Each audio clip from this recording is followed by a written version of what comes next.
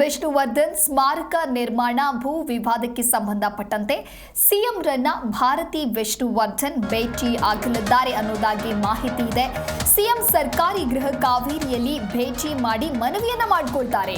ಭಾರತಿ ವಿಷ್ಣುವರ್ಧನ್ ಹಾಗೆ ಅನಿರುದ್ಧ ಭೇಟಿಯನ್ನ ಮಾಡೋದಕ್ಕೆ ತೀರ್ಮಾನವನ್ನ ಮಾಡಿಕೊಂಡಿದ್ದಾರೆ. ಅಭಿಮಾನ್ ಸ್ಟುಡಿಯೋದಲ್ಲಿ 10 ಗುಂಟೆ ಜಾಗವನ್ನ ನೀಡೋದಕ್ಕೆ ಮನವಿಯನ್ನ ಮಾಡಲಿದ್ದಾರೆ. ವಿಷ್ಣು ಸ್ಮಾರಕ ನಿರ್ಮಿಸೋದಕ್ಕೆ ಭೂಮಿಯನ್ನ ನಮಗೆ ಕೊಡಿ, ಅಂದ್ರೆ 10 ಗುಂಟೆ ನೀಡಿ ಅನ್ನೋದಾಗಿ ಇಲ್ಲಿ ಮನವಿಯನ್ನ ಮಾಡಿಕೊಳ್ತಾರೆ. ವಿಷ್ಣುವರ್ಧನ್ ಜಯಂತಿಯಂದು ಅಭಿಮಾನಿಗಳು ಗೌರವ ಸಮರ್ಪಿಸಬೇಕು. ಸ್ಮಾರಕ ನಿರ್ಮಿಸಲು ಹಾಗೂ ವಿಷ್ಣುವರ್ಧನ್ ಗೌರವಾರ್ಥವಾಗಿ ನೆನಪಿಗಾಗಿ ಜಾಗ ಮೀಸಲಿಡುವಂತೆ ಭಾರತಿ ವಿನಂತಿಸಲಿದ್ದಾರೆ. ಲೀಸ್ ಭೂಮಿ ಪರಭಾರೆ ಆರೋಪ ಹಿನ್ನೆಲೆಯಲ್ಲಿ ನಿಯಮಾವಳಿ ಉಲ್ಲಂಘನೆಯ ಕಾರಣದಿಂದಾಗಿ ಗುತ್ತಿಗೆಯನ್ನ ಈಗಾಗಲೇ ಕಂದಾಯ ಇಲಾಖೆ ಕೂಡ ರದ್ದುಪಡಿಸಿದೆ. ಅಭಿಮಾನ್ ಸ್ಟುಡಿಯೋ ಭೂಮಿ ಮಾರಾಟಕ್ಕೆ ಕುಟುಂಬ ಸದಸ್ಯರು ಮುಂದಾಗಿದ್ರು. ಜಮೀನು ವಶಕ್ಕೆ ಪಡೆಯುವಂತ ಪ್ರಕ್ರಿಯೆಯನ್ನ ಕೂಡ ಈಗ ಸರ್ಕಾರ ಆರಂಭಿಸಿದೆ. ಭಾರಿ ವಿವಾದವನ್ನ ಹುಟ್ಟು ಹಾಕಿರುವಂತ ನಟ ವಿಷ್ಣುವರ್ಧನ್ ಸ್ಮಾರಕ ಜಾಗದ ವಿಚಾರ ಒಂದು ಕಡೆ ತಾರ್ಕಿಕ ಅಂತ್ಯ ಕಾಣುವಂತ ಹಂತ ತಲುಪಿತ್ತು. ಅಭಿಮಾನ್ ಸ್ಟುಡಿಯೋದಲ್ಲಿದ್ದಂತ ವಿಷ್ಣು ಸ್ಮಾರಕವನ್ನ ಇತ್ತೀಚೆಗೆ ತೆರವು ಮಾಡಿದ್ದು, ಹೀಗಾಗಿ ಅಭಿಮಾನಿಗಳು ಸಾಕಷ್ಟು ಆಕ್ರೋಶವನ್ನ ಕೂಡ ವ್ಯಕ್ತಪಡಿಸಿದ್ರು. ವಿಷ್ಣುವರ್ಧನ್ ಸಮಾಧಿ ಇದ್ದ ಅಭಿಮಾನ್ ಸ್ಟುಡಿಯೋದ ಆ 10 ಎಕರೆ ವಿವಾದದ ಜಾಗವನ್ನ ತಮಗೆ ಒಪ್ಪಿಸಬೇಕು ಅಂತ ಹೇಳಿ ಕಂದಾಯ ಇಲಾಖೆಗೂ ಕೂಡ ಅರಣ್ಯ ಇಲಾಖೆ ಪತ್ರವನ್ನ ಬರೆದಿದೆ. ಇನ್ನು ಈ ಬಗ್ಗೆ ಅರಣ್ಯ ಸಚಿವ ಈಶ್ವರ್ ಖಂಡ್ರೆ ಕೂಡ ಈ ಹಿಂದೆ ಮಹತ್ವದ ಮಾಹಿತಿಯನ್ನ ಕೂಡ ಹಂಚಿಕೊಂಡಿದ್ರು. ವಿವಾದ ಸೃಷ್ಟಿಯಾದಂತ ಹಿನ್ನೆಲೆ ಅಭಿಮಾನ್ ಸ್ಟುಡಿಯೋದ ಜಾಗವು ಅರಣ್ಯ ಇಲಾಖೆಗೆ ಸೇರಿದ್ದು ಅನ್ನುವಂತ ವಿಚಾರ ಬೆಳಕಿಗೆ ಬರುತ್ತೆ.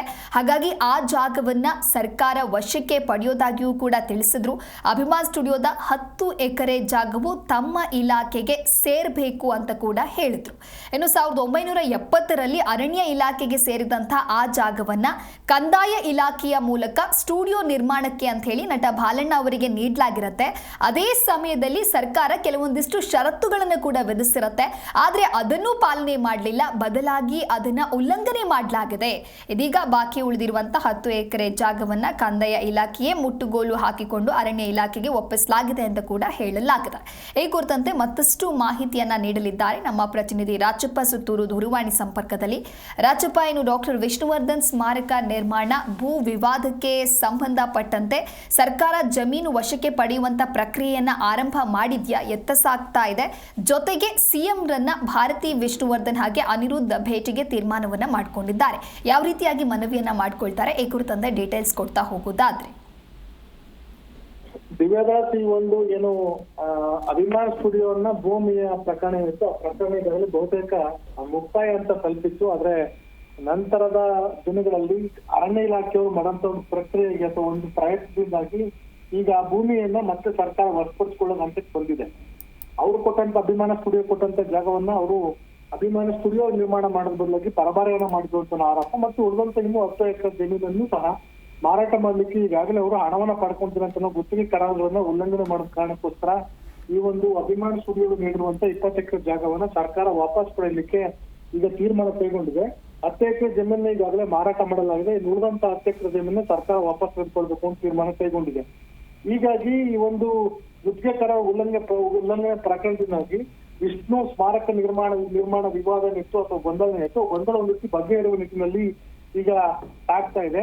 ಹೀಗಾಗಿ ಭಾರತಿ ವಿಷ್ಣುವರ್ಧನ್ ಅವರು, ಅದೇ ರೀತಿ ಅವ್ರ ಮಗ ಅನಿರುದ್ಧ ಅವರು ಇಂದು ಮುಖ್ಯಮಂತ್ರಿ ಸಿದ್ದರಾಮಯ್ಯ ಕಾವೇರಿಯನ್ನು ಭೇಟಿ ಮಾಡಿ ಅವರು ಮನವಿಯನ್ನು ಸಲ್ಲಿಸುವಂತ ಸಾಧ್ಯತೆ ಇದೆ. ಸುಮಾರು 10 ಗುಂಟೆ ಜಮೀನನ್ನ ಈ 10 ಎಕರೆ ಅಥವಾ 20 ಎಕರೆ ಜಮೀನಲ್ಲಿ 20 ಎಕರೆ 10 ಎಕರೆ ಜಮೀನು ಮಾರಾಟ ಮಾಡಲಾಗಿದೆ. ಉಳಿದಂತ 10 ಎಕರೆ ಜಮೀನಲ್ಲಿ ಕೇವಲ 10 ಗುಂಟೆ ವಿಷ್ಣುವರ್ಧನ್ ಅವರ ಏನು ಅವ್ರನ್ನ ಎಲ್ಲಿ ಪಂಚಭೂತಗಳಲ್ಲಿ ಲೀನವಾಗಿದ್ರು ಆ ಒಂದು ಸ್ಥಳವನ್ನ 10 ಗುಂಟೆ ಜಮೀನನ್ನ ಕೊಟ್ರೆ ಅಭಿಮಾನಿಗಳು ಅಲ್ಲಿ ಒಂದು ಸ್ಥಳದಲ್ಲಿ ಸ್ಮಾರಕ ನಿರ್ಮಾಣ ಮಾಡೋ ಮೂಲಕ ಅಭಿಮಾನಿಗಳು ವಿಷ್ಣುವರ್ಧನ್ ಅವ್ರಿಗೆ ಒಂದು ಗೌರವನ ಸಮರ್ಪಣೆ ಮಾಡ್ಲಿಕ್ಕೆ ಒಂದು ಜಾಗ ಬೇಕಾಗುತ್ತೆ. ಹಾಗಾಗಿ ಆ ಒಂದು ಜಾಗವನ್ನ ಕೊಡಿ ಅಂತ ಡಿಮ್ಯಾಂಡ್ ಅನ್ನ ಭಾರತಿ ವಿಷ್ಣುವರ್ಧನ್ ಮತ್ತೆ ನಟ ಅನಿರುದ್ಧ ಅವ್ರು ಮಾಡುವಂತ ಸಾಧ್ಯತೆ ಇದೆ. ಈಗಾಗಲೇ ಮೊನ್ನೆ ಮುಖ್ಯಮಂತ್ರಿಗಳು ಮೈಸೂರಿಗೆ ತೆರಳಿದ ಸಂದರ್ಭದಲ್ಲಿ ಸಂದೇಶ್ ನಾಗರಾಜ್ ಅವರ ಜನ್ಮ ಜಯಂತಿ ಉತ್ಸವ ಸಂದರ್ಭದಲ್ಲಿ ನಟ ಸುದೀಪ್ ಅವರು ಸಹ ಮುಖ್ಯಮಂತ್ರಿ ಸಿದ್ದರಾಮಯ್ಯ ಅವರಿಗೆ, ಅದೇ ರೀತಿ ಸಚಿವರ ಜಮೀನ್ ಕಾರನ್ಗೆ ಅವ್ರಿಗೂ ಸಹ ಮನವಿಯನ್ನ ಮಾಡಿದ್ರು ಅಂತ ಮಾಹಿತಿ ಲಭ್ಯವಾಗ್ತದೆ. ಹೀಗಾಗಿ ಬಹುತೇಕ ಮುಖ್ಯಮಂತ್ರಿಗಳು ಪಾಸಿಟಿವ್ ಆಗಿದ್ದಾರೆ.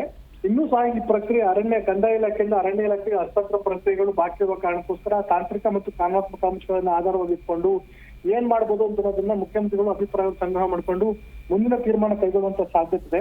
ಆದ್ರೆ ವಿಶೇಷ ಅಂತಂದ್ರೆ ಮೈಸೂರಿನಲ್ಲಿ ಈಗಾಗಲೇ ಸುಮಾರು 5 ಎಕರೆ ಜಮೀನು ಕೊಡಲಾಗಿದೆ. ಅಲ್ಲಿ ವಿಷ್ಣು ಸ್ಮಾರಕವನ್ನ ದೊಡ್ಡ ಮಟ್ಟದಲ್ಲಿ ನಿರ್ಮಾಣ ಮಾಡಲಾಗ್ತಾ ಇದೆ. ಮತ್ತೊಂದು ಸ್ಮಾರಕ ನಿರ್ಮಾಣ ಮಾಡಬೇಕಂತ ಗೊಂದಲ ಇತ್ತು.